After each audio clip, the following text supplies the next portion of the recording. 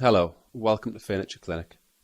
In this video, we're going to show you the basic process for colour matching leather using our products. To start your colour match, open the instruction leaflet and find the colour you want to match. You will find detailed instructions of how to match the colour here. To start with, thoroughly shake the base colour and pour a small amount into the mixing cup. We're only making a small repair, so there is no need to use a lot of colour. In this case, the leather we're trying to match is lighter than the base colour, so we'll start by adding white to lighten the colour. Shake the bottle of white thoroughly and pour some into the mixing cup. In this case, we'll be mixing equal quantities of base and white, as this is a fairly pale blue. If you are unsure of how much to add, just add a tiny amount and see what effect it has on the colour before adding more. Stir the colours together in the mixing cup, making sure they are thoroughly mixed. At this stage, the colour probably won't match, but we'll still put some onto the leather so we can see how the colour needs to be tinted to make it match perfectly. To do this, apply a small amount of colour onto the leather with a cotton wool bud. Leave the colour to dry naturally for 10 minutes, or dry it off instantly with a hairdryer.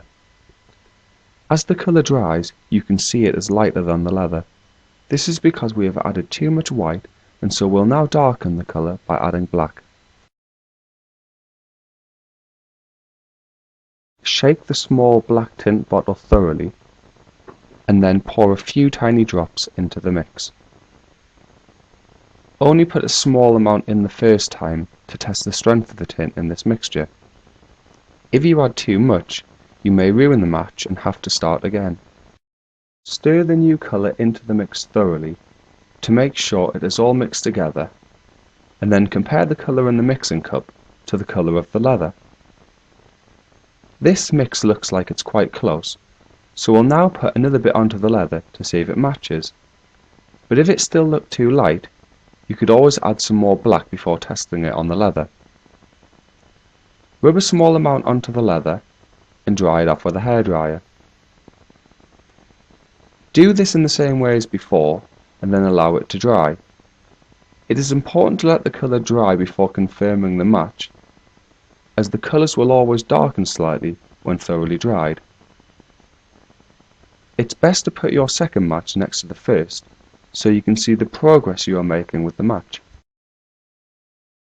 You can see that the colour is still slightly lighter than the leather, so we'll add a little more black to further darken the mix. You can roughly work out how much extra black to add, based on the effect it had on the colour the first time. Stir the black thoroughly into the mixture again, and add some more if necessary.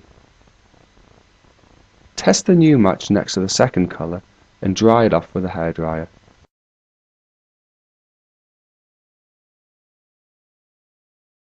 The colour seems to be blending in better, so we'll put a second layer of colour on top of the first, just to make sure.